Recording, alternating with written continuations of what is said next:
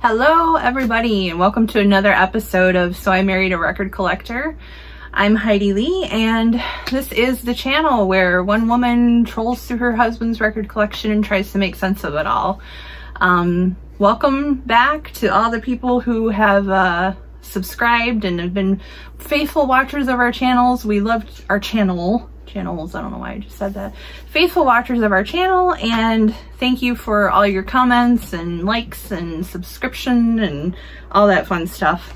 Welcome to all the new folks. We'll be doing this for quite a while, as you can see behind me, and then there's just as much in the closet over there. So there's a lot to get through.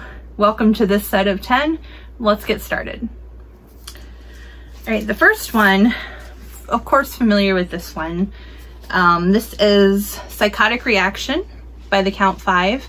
Actually just picked John up a re-release of this just because I found it brand new for really cheap, and you'll see that video coming up probably next week sometime when we go over our August acquisitions to the collection. But this is the probably an 80s or 90s reissue, I would assume.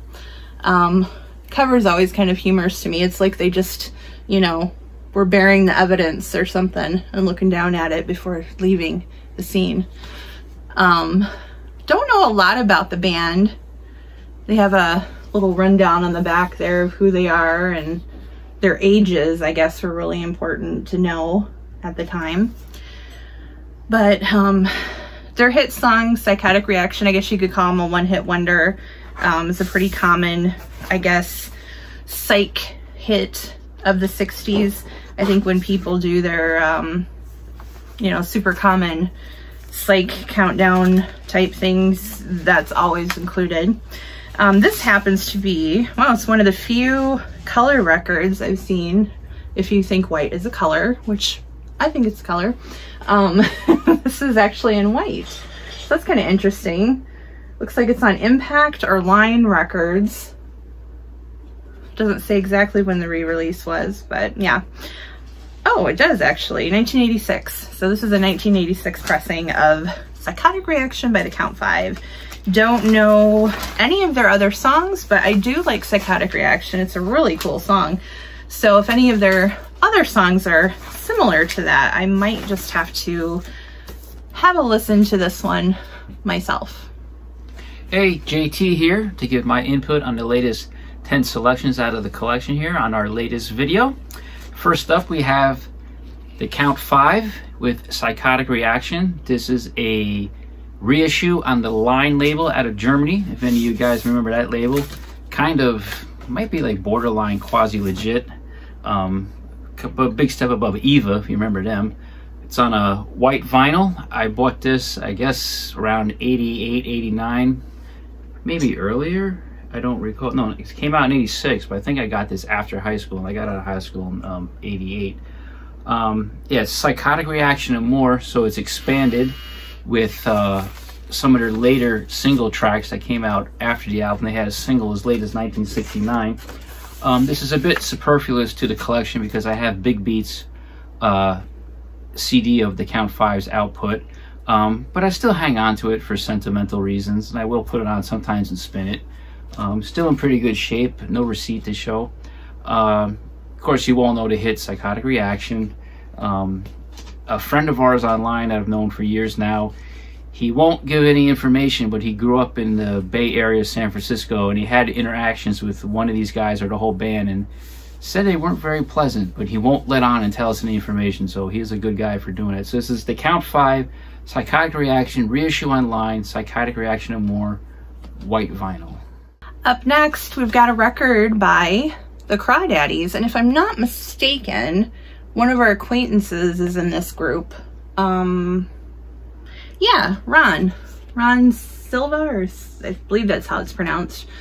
Ron and his wife Kim, of course, has been acquaintances of ours for quite some time, and I'm ashamed to say I don't think I know any songs on this record.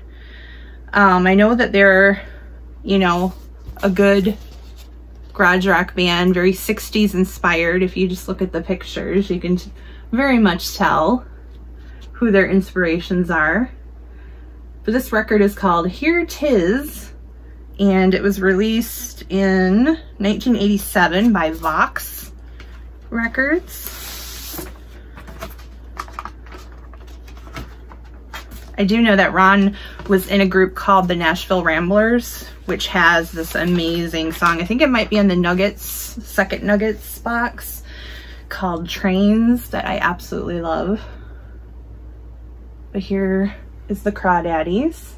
Next up, we have the Crawdaddies with Here 'Tis on Vox Records, a subsidiary of Bomp. Came out in 1987. Believe I got this at Princeton Record Exchange, or maybe a record show. There's a mark on the back that says $10. I don't recall where I got this. 80s garage band, 60s fanatics like Heidi Lee and I. Simple black vinyl, not much to report on the actual record. Great covers they do. They cover Jimmy Page's rare 65 solo single, She Just Satisfies. Benny King's Groovin', otherwise known as We're Gonna Groove. Some Slim Harpo. Some Pretty Things I think I saw there. Chuck Berry. But the thing is about this record is features a gentleman named Ron Silva, who is now married to an online friend of ours named Kim.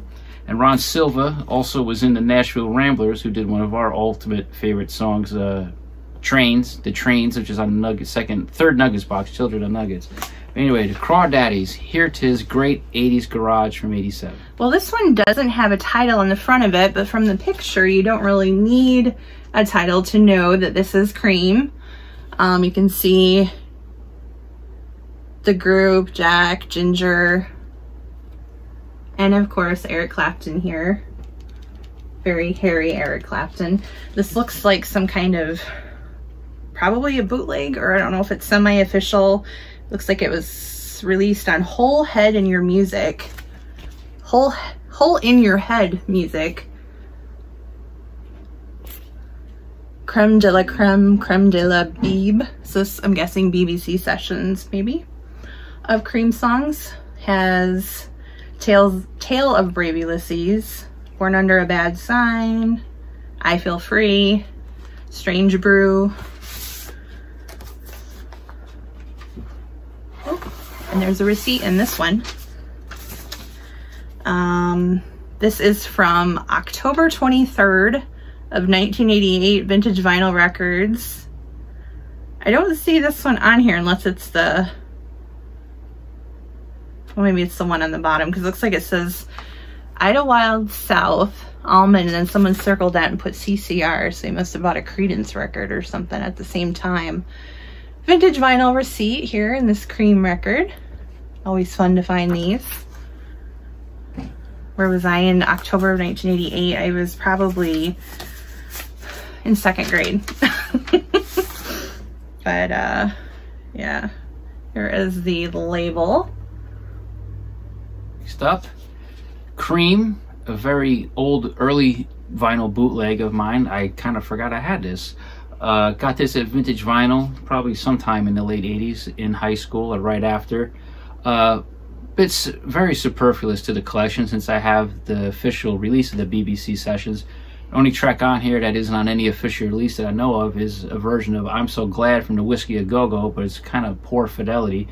But sometimes the bootlegs, the sound, especially BBC sessions, they're not cleaned up, so they have a little bit more of an edge to it. And of course, this has all the songs you know, I Feel Free, NSU, Strange Brew, Tales of Brave Ulysses. That photo's been used in many Cream reissues and books. It's on a label called Hole in Your Head Music, W-H-O-L-E. I don't think it's on any color vinyl, but then the label says Instant Analysis. So it's two different things. Simple black vinyl, not much to report there.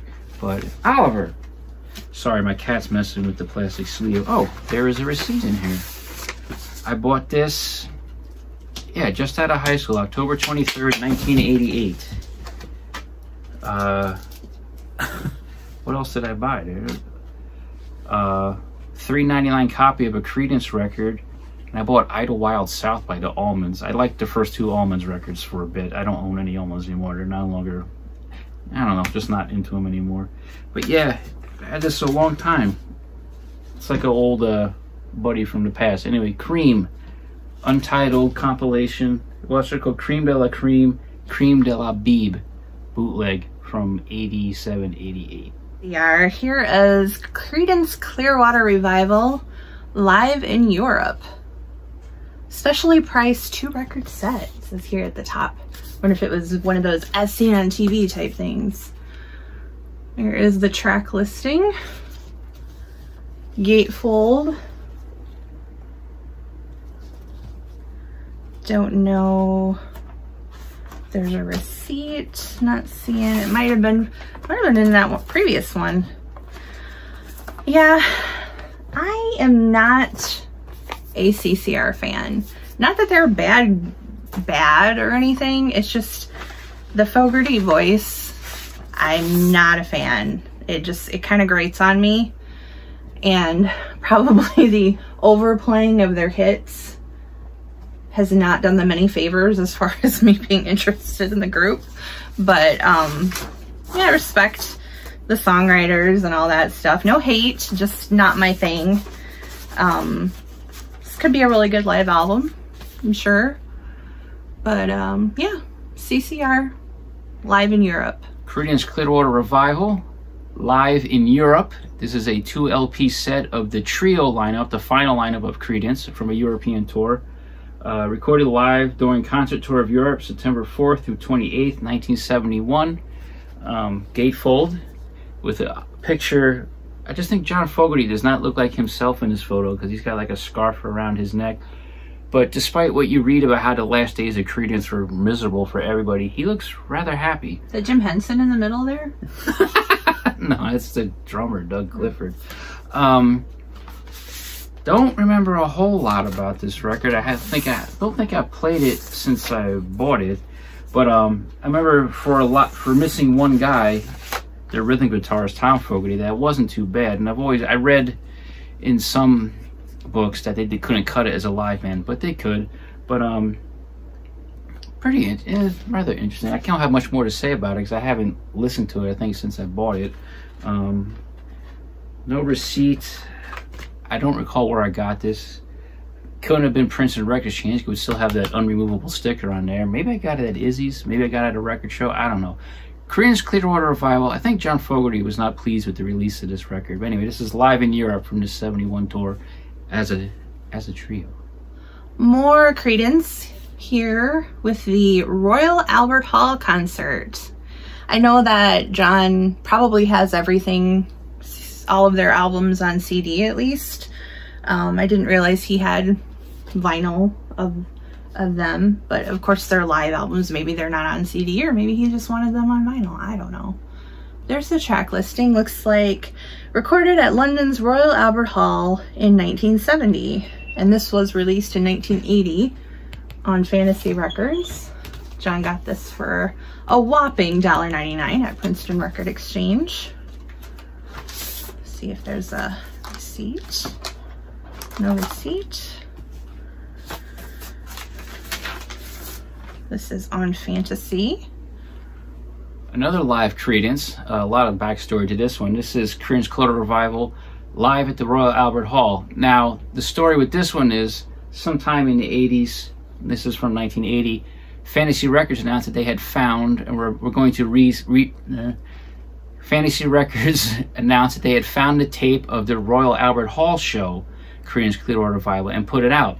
So the record came out and everything until somebody at Fantasy or somebody somewhere discovered that, like, no, this tape is not from the Royal Albert Hall. This tape is from Oakland.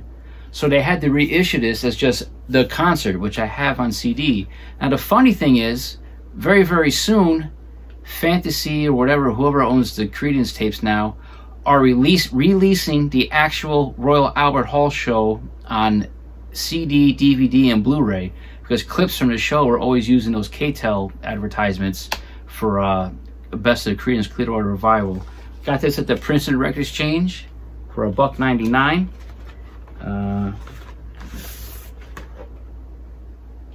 No receipt. Anyway, a Princeton receipt wouldn't show what else I bought, but there's that 80s fantasy label. I like Creedence. I'm not a huge fan. I know Heidi Lee has probably said she's not a fan of his voice. A lot of times, sometimes from overexposure, like I can live without ever hearing Proud Mary again. I'd rather listen to Ike and Tina Turner's version from the Beat Club German TV show because it's killer.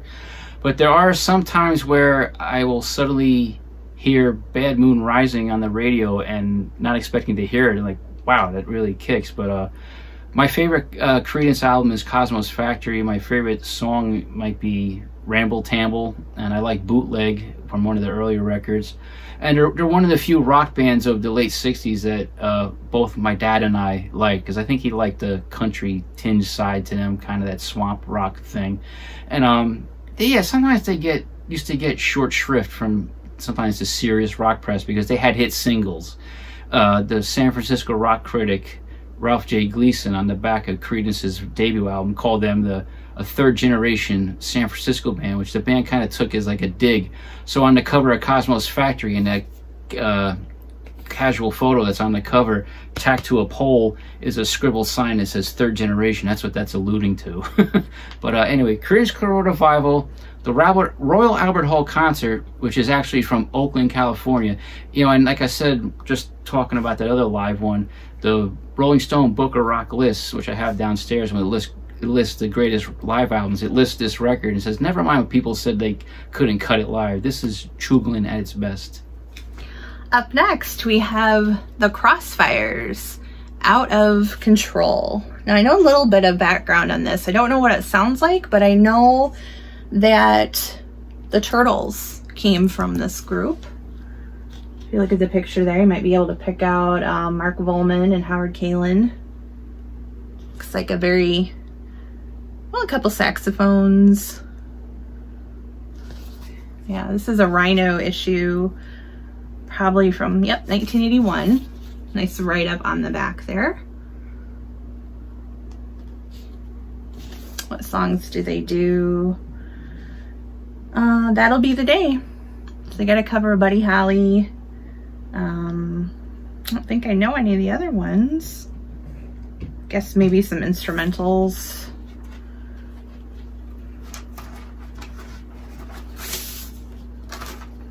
Oh, there's a receipt. Ugh. Vintage vinyl, June 17th, 1989. He bought, I'm guessing this record, Flamin' Groovies and an issue of Goldmine for 20 some bucks. Looks like they had changed the ink on the printer for the receipt, so it comes, it's really clear. Usually these are very faded, so the ink must have been pretty strong when he got this receipt. Yeah, it's just a good, I'll have to check this one out. I love the Turtles. There's that yellow Rhino label. Here we have the Crossfires, Out of Control on Rhino Records. If you know your rock history, the Crossfires are basically the Turtles in their surf banding in a, let me start over. Here we have the Crossfires, Out of Control on Rhino Records. The Crossfires were the Turtles in their earlier surf incarnation. I have this on CD because Sundays later put it out on CD, but I hold on to this for, again, like I've been saying in these videos, for sentimental sake, because I love those early Rhino issues. I like that yellow label, just brings back memories. I put the record on and look wistfully off in the distance. Anyway, great stuff. This is, the title track is one of my top 5 favorite surf instrumentals. They only released 2 45s as the Crossfires, one on Lucky Token, one on Capco. And one of the songs is a garage staple called One Potato, Two Potato, which was covered by one of my favorite local bands back in Jersey, the Swingin' Neckbreakers. This is on Rhino, as I said. Oh, and I got a receipt. I see that great old yellow Rhino label that adorns so many great reissues. Got this at Vintage in June 17th, 1989, a year after high school. I bought an issue of Goldmine. Does anybody read Goldmine anymore? I see it on a newsstand. It's so tiny. First time I saw it in that small style version. I thought my hands were getting bigger, like I was turning into Rondo Hatton. It's kind of superfluous now. Sadly, even Record Collector too, because you don't need those things anymore. So this is just listed on the receipt as records, $7.99. Oh, and I had a vinyl copy of the Flamin' Groovy Super SNAS, which I kind of still wish I had, because that's cool cover art, even though I got the CD, and I remember that was on Edsel. Yeah, Out of Control, one of my favorite surf songs. Crossfire's Turtles guitars, Al Nichols. You never see him get mentioned as being like fantastic guitars, but he's great on this stuff. And Fiberglass Jungle's a good song. And of course, it has great liner notes from Mark Bolan and Howard Kaylan with their sense of humor. Because there's a song on here called Chunky. Yeah, Chunky. No one knows why this song works so well with the Crossfire's audience, but it certainly did. In fact, this big guy, Dale Bromberger, and his pals actually formed the Chunky Club. They lived for this tune. They carried spoons and ladles with them and made obscene genital gestures doing variations on the Surfer Stomp. They got thrown out of many places, and so did the band, in fact. Brian Dalton ate caterpillars to get out of the army. Hey, let's have a beer for those good old days. And there was another funny thing on here that made me laugh, the way they described the song. Oh yeah, there was a song called Silver Bullet, which is like a surf instrumental version of the William Tell theme. And they said, William Tell time, and like we said, the kids ate it up. The Piltdown Men recorded this on Capitol years ago, and so did England Sounds Incorporated and Liberty, but none could match the Crossfire's fervor. And you should have seen the choreography. Sadly, I heard that Howard Kaylan is not doing well now. He's in a wheelchair.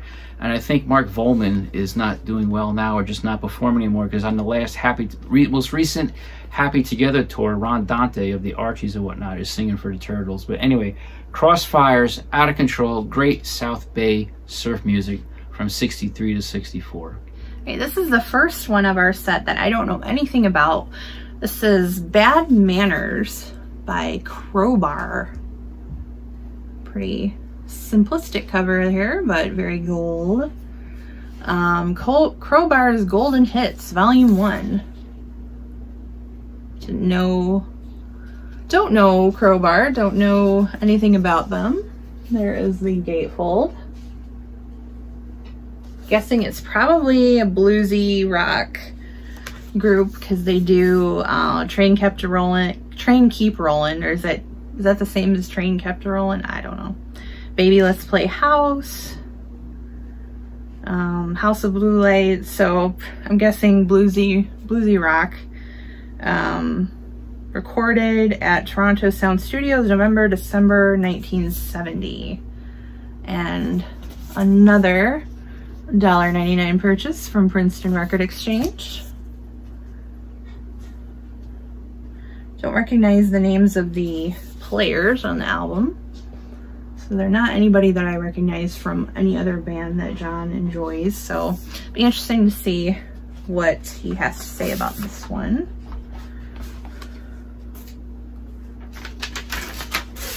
Bad Manners, Crowbar's Golden Hits, Volume 1. Here we have Crowbar, Bad Manners on Paramount from 1971. Found this at Princeton Record Exchange, $1.99. I knew nothing of this band up until the other day, and I bought this back in like 89, 90, probably 90. Because I kind of knew this record was coming in our next selection of 10, and I never really investigated this record. I bought it just on seeing it in the new arrival section in Princeton and seeing the track listing, because they do like Train Kept A-Rollin', the House of Blue Lights, Baby Let's Play House. I said, oh, this might be like cool, heavy 70s, double bass drum, Big Marshall Stax rock and roll. But it's not. I haven't played it since then, but I hold on to it because, like Lester Bangs said, some records reveal their worth years later. They were a Canadian band. They were actually Ronnie Hawkins' backup band. He fired the entire band because he didn't think they were any good, and they took their name Crowbar from something he said, which I can't quite remember now. Something about those boys couldn't do something to a crowbar. So they became Crowbar and put out 2 records. I think this is their second, but it's kind of listed as a best of for some reason, I think, on the label. Kind of like Full Tilt Boogie, good timing is probably why I didn't like it. The only really negative thing I can say about it is this one song on here, Oh What a Feeling, which was their hit in Canada, Rush Limbaugh adopted as a theme song. But this might be worth, I should like put this on soon and take a listen to see what it's like. But yeah, they holed up in this old house in Canada, in Ontario, and they lived there, rehearsed there, fooled around and partied, rode toboggans in the snow, and they said, oh shit, we gotta write some songs for a record. But it's on Paramount, which is a label I'm sometimes a little kind of fascinated with because it's part of Paramount Pictures, and they have a lot of odd releases, especially as 45s. And of course there's Brady Bunch records on there. But anyway, this is Crowbar, Bad Manners, also known as Golden Hits Volume 1 on Paramount. And of course John would have this right up his alley. Guitar music, racing, car culture, Dick Dale and his Delltones, Checkered Flag, instrumental, hot rod music. Hot rod music is making the biggest splash since surfer music and Dick Dale's original stomp. This looks like an original. Here's the back.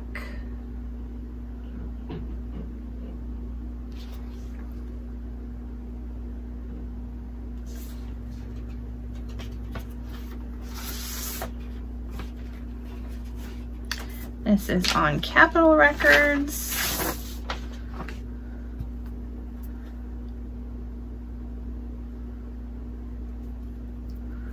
The Rainbow label.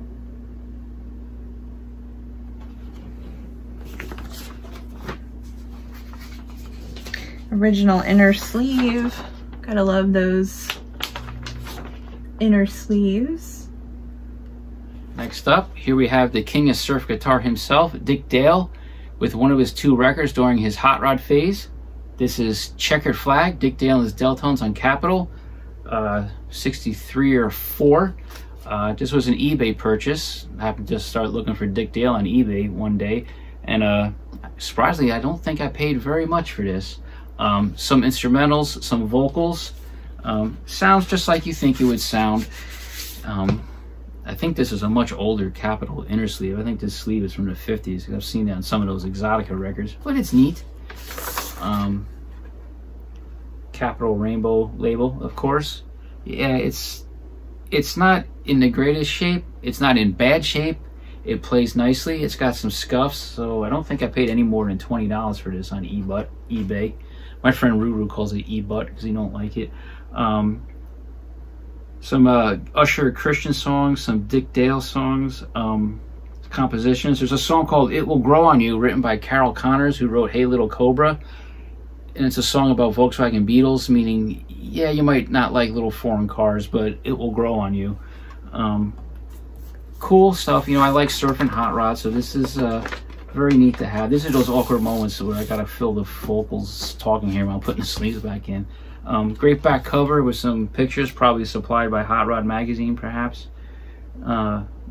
Produced by Jim Mansour and Jim Economides, and I think I read that one of those names is Dick Dale's real name. I think it'd be Jim Mansour because he was like a Greek or Libyan heritage. Anyway, Dick Dale and his Delltones, Checkered Flag. I think I had this on Sunday's CD too. Capitol Records, 63 or early 64.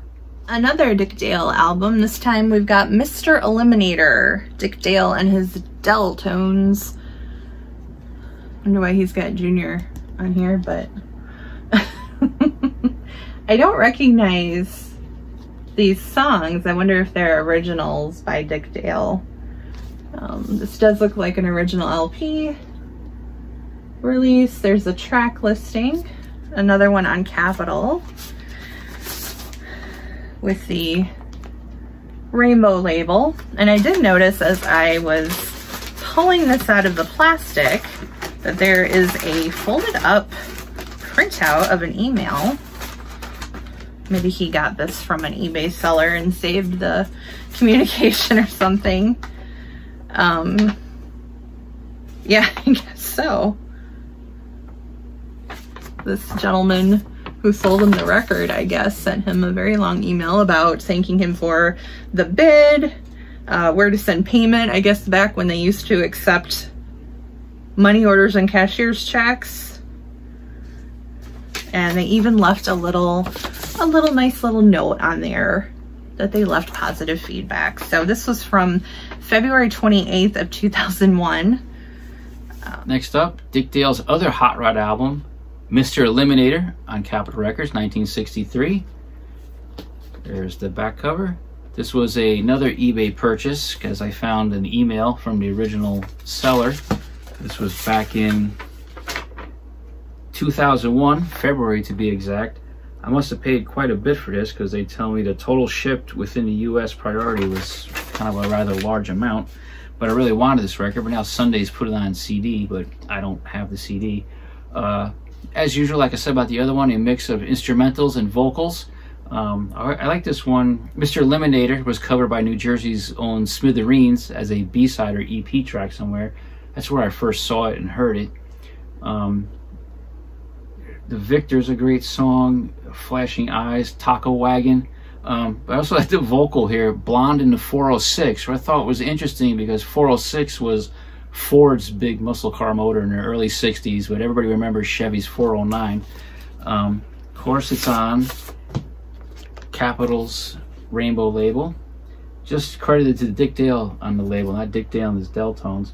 The usual mix of Dick Dale compositions and compositions written by others. Carol Connors wrote quite a few on here as a and Steve Barry, but Hot Rod Alley. But anyway, Mr. Eliminator, Dick Dale and his Deltones. I think he looks a little awkward in that dragster. He's like scrunched down with a helmet on, like Anyway, Dick Dale and his Deltones, Mr. Eliminator, Capitol Records, 63.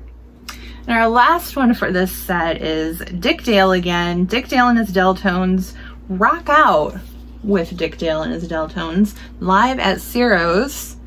I didn't know, does Dick Dale sing, I guess, maybe?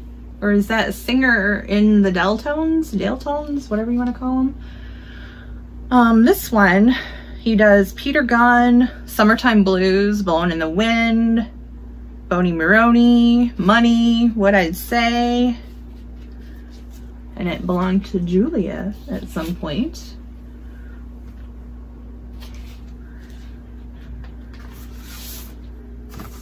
This is on Capitol Records still, but it has a Mercury inner sleeve, again, on that Capitol Rainbow label.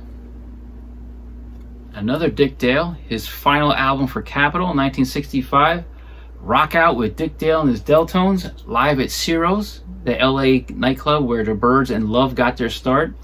This, I believe, was another eBay purchase. Somebody named Julia owned it first, so Julia, if you're out there, I Have Your Record. That's a fun Facebook group to look up for records. It's called I Have Your Record, and people post pictures like that. Our friend Kip, I believe, started it. Does a lot of cover versions, not too many of his surf songs. In fact, he only does Let's Go Trippin'. It's retitled Let's Go Trippin' 65. There's a Lee Hazelwood instrumental called Angry Generation. It kicks off the set with Peter Gunn. Did he sing? Yeah, he sang. Okay. Yeah. That's him singing on the cover? Yep. Okay. Yeah, I guess he actually did some R&B tunes yeah, back then. He does Money, Boney Maroney, What I Say, Summertime Blues, and of course, because it's 65, he does Blowin' in the Wind. Let's see, obviously it's on Capitol's Rainbow label. It's got the wrong inner sleeve, it's from a Mercury record. But there you go, the Capitol Rainbow label that everybody knows and loves. Stare at for hours going around the turntable.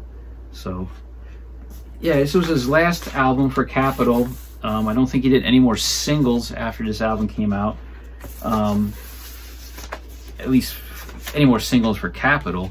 I think he went to GMP Crescendo maybe, or he had his own label called Cougar where he did a single or two. And then he stopped recording, went to work in Vegas with a show for a while. I don't know, his history is a bit, I don't know much about his history after his late 60s. But you know, he battled cancer, fought it, but then it came back, and that's eventually what took his life. This is Dick Dale and his Deltones, Rock Out with Dick Dale and his Deltones, live at Ciro's, Capitol Records, 1965. All right, there we go. Bringing to a close another set of 10 records.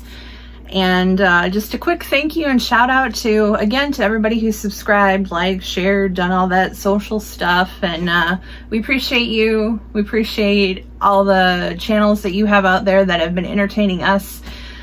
We really need to get more on the regular with doing these and having a more regular schedule. So hopefully, I believe as we move into the cooler months of the year, we're probably gonna have more time to make these videos, and you might get just completely sick of us. So anyway, thank you for sticking around if you made it this far. We appreciate you. And if you feel so inclined to subscribe, we'd appreciate it. All your likes, comments, are just, they make our day. So please let us know what you think of these records, and we always try to respond as timely as we can to any comments that you might have. So thanks again for watching, and we'll see you next time.